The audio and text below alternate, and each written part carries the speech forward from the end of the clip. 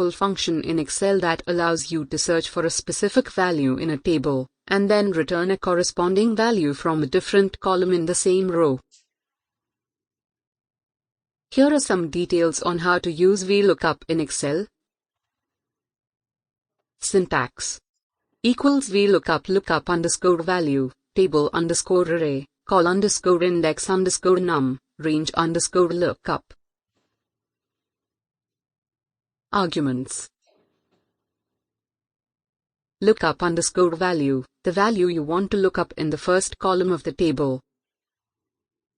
Table underscore array, the range of cells that contains the table you want to search, including the column you want to return the result from.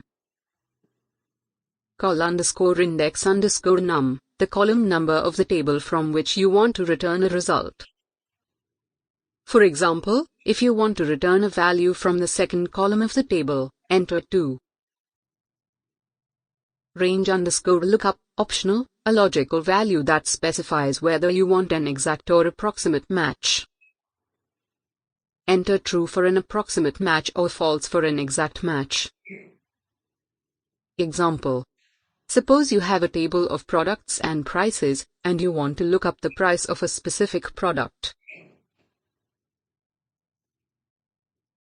The table has two columns, product in column A and price in column B. To use Vlookup to find the price of a specific product, you would enter the following formula in a cell. Equals Vlookup product name, A1 colon B10, 2, false. In this example, product name is the value you want to look up, A1 colon B10 is the range of cells that contains the table you want to search, 2 is the column number of the price column, and false specifies that you want an exact match.